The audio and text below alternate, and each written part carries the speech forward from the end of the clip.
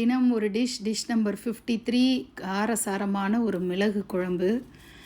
அதாவது உடம்பு சரியில்லாமல் இருந்துட்டு அதுக்கப்புறம் கொஞ்சம் நல்லா ஆனதுக்கப்புறம் ஏதாவது காட்டாக சாப்பிட்ணும் அப்படின்னு ஒரு நல்ல பசி எடுக்கிற டைமில் இந்த மிளகு குழம்பு வச்சு சாப்பிட்டா ரொம்ப நல்லாயிருக்கும் அந்த ஃபீலு.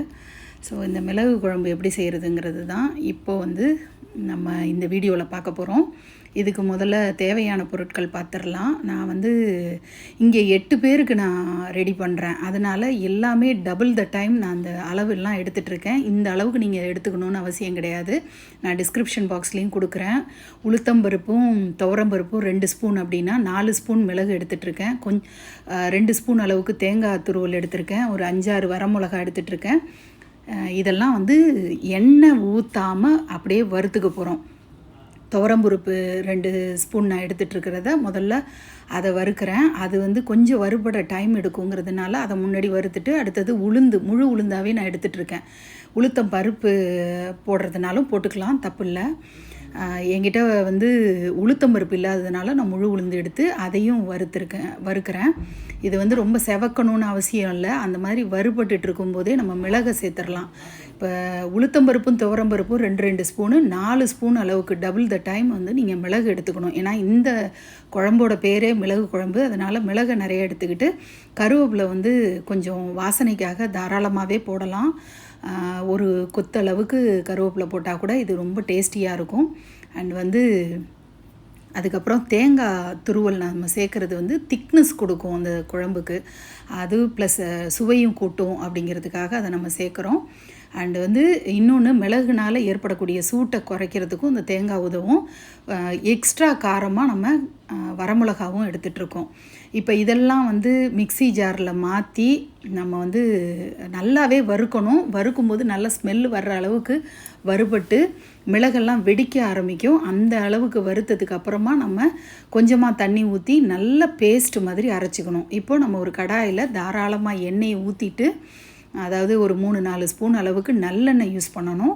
இந்த குழம்புக்கெல்லாம் நல்லெண்ணெய் தான் சரிப்பட்டு வரும். அதுக்கப்புறம் எண்ணெய் காஞ்சதுக்கப்புறம் கடுகு, பெருங்காய கட்டி நான் சேர்த்துக்கிறேன்.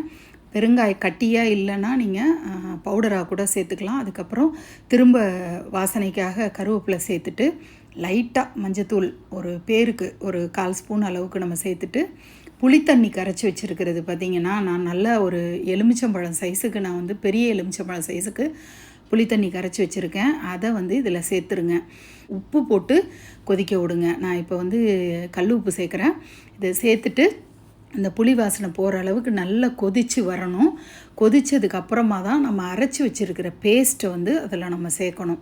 இப்போ நம்ம நல்லா அந்த வறுபட்ட பொருள் எல்லாமே ஆறுனதுக்கப்புறமா நம்ம அதை நல்ல பேஸ்ட்டாக அரைச்சிருங்க. நரன்னு இருக்கக்கூடாது, நல்ல பேஸ்ட்டாகவே அரைச்சி எடுத்துருங்க. அரைச்சி எடுத்ததை நீங்கள் இந்த குழம்புல சேர்த்து அதுக்கப்புறம் மிக்ஸி கழுவுற தண்ணியையும் இதில் சேர்த்துருங்க. ஏன்னா இது உடனே திக்கான மாதிரி ஆகிடும். அதனால் நல்லாவே தாராளமாக மிக்ஸியை தண்ணி ஊற்றி கழுவி அதையும் இதில் சேர்த்து நல்லா அந்த கட்டி இல்லாமல் கரைச்சி விட்ருங்க. கரைச்சி விட்டு இது நல்லா கொதித்து அப்படியே நுர கட்டி வரும். அது ஒரு மாதிரி பொங்கி வர்ற மாதிரி வரும். அந்த அளவுக்கு இது கொதிக்கணும். கொதித்ததுக்கப்புறமா நம்ம இது கிட்டத்தட்ட ஒரு 5 நிமிஷத்துல எல்லாமே வந்துடும் அந்த லெவலுக்கு.